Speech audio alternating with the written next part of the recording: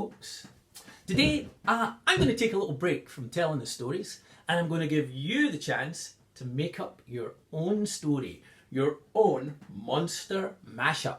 That's right, today we're going to make up a monster story and I'm going to give you some tips, easy tips on how to do that. Well, first of all, there's lots of great monster stories that you could retell yourself. You don't even need to make up a story. Just pick your favourite one and retell it in your own way.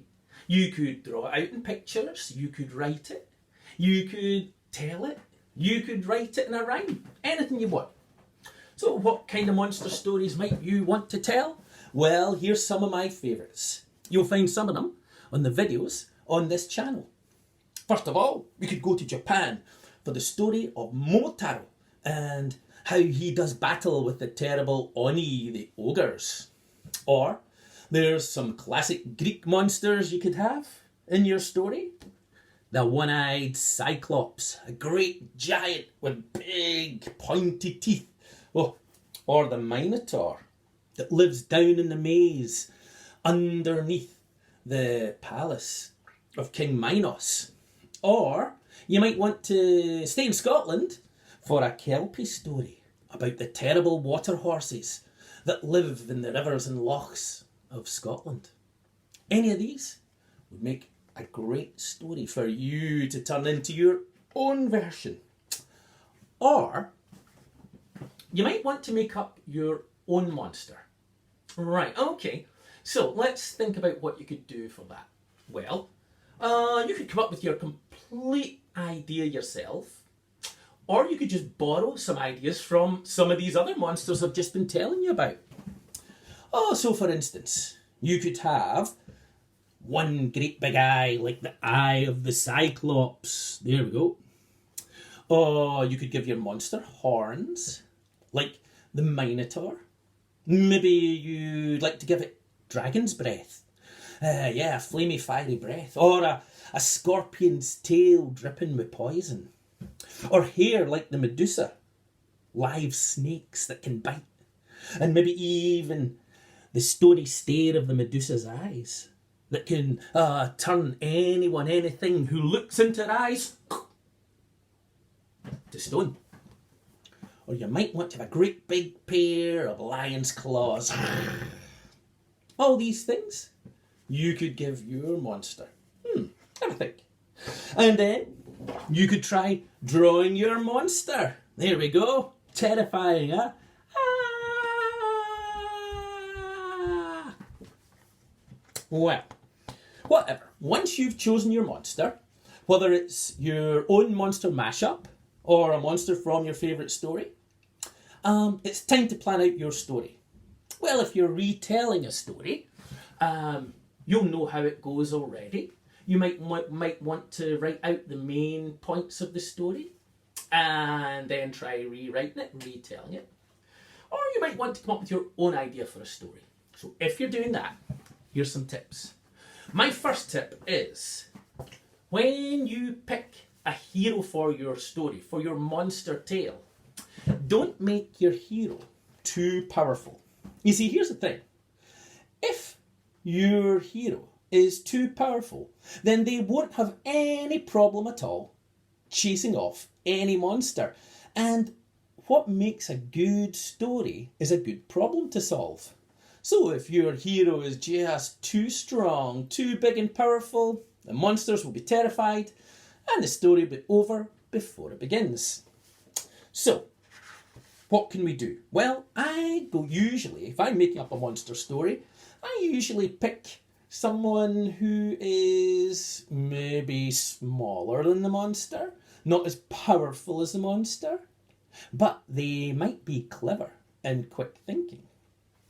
So for instance here, we've got a terrible monster and a little boy and girl, and oh, what's this? The little girl's got? It's a loaf of bread. Now, imagine the monster is just about to grab them and gobble them up. But this clever little girl, oh yeah, she says, but wait, look at this rock that I'm holding. A rock, said the monster. Yes, a rock, said the little girl, because you see, the monster, he'd never seen a loaf of bread before. So, what she does next is this. She lifts up her bread and she starts ripping it to pieces in front of him.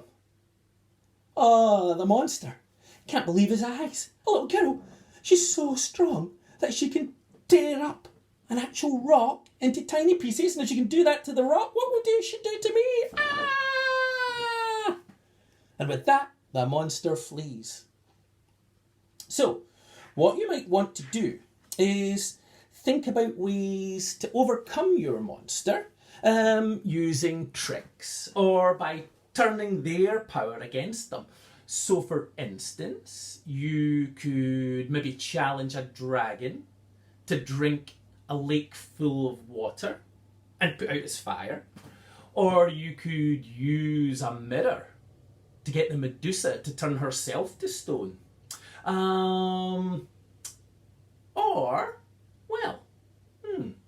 Maybe you might try being kind to your monster. You see, sometimes monsters, they're not so bad. In fact, they might be quite nice, but being monsters, people can get the wrong idea about them. Take this monster, for instance.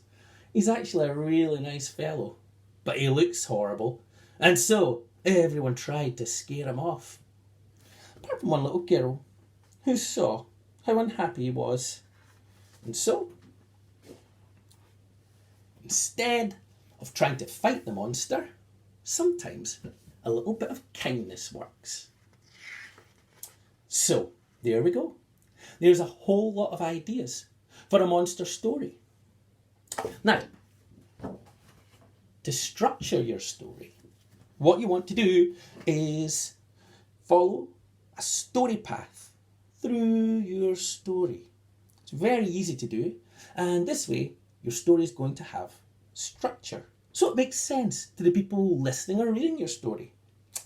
So, we're going to start with the opening of the story.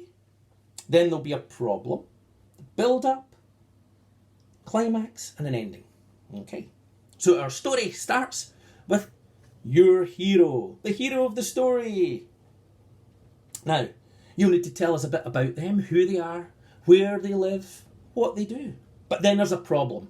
And for our monster mashup today, our problem is a terrible monster that's destroying the land, tearing up villages, destroying people's homes, chasing them off. Now, you might have the greatest warriors in all the land try and do battle with the monster, but of course, none of them can defeat the monster. And that's where our hero comes in. They're going to go off on a journey. They might need to head across the land to where the monster lives. You might need to think about that. Where does your monster live? In a cave, on a mountain, under the water? It's up to you. On their journey, they might meet people. They might get help from people. But eventually, they're going to arrive and they're going to confront the monster. And here is the climax of our story. The build-up is the journey to the monster. The climax is where our hero overcomes the monster. And as we were saying, it might be that they trick the monster. They might use something special that someone has given them to defeat the monster. Or they might befriend the monster and show the monster that sometimes living happily with each other is the best way. But however you decide to overcome the monster, the end of our story path, we come to the ending of the story, and that's the happily ever after part. That's where you tell us how it all ends up and what happens to our hero, the monster, and the people of the land. And there you have it. A monster story all of your own. Have fun with that, and I'll see you again soon for maybe another monster story. Bye for now.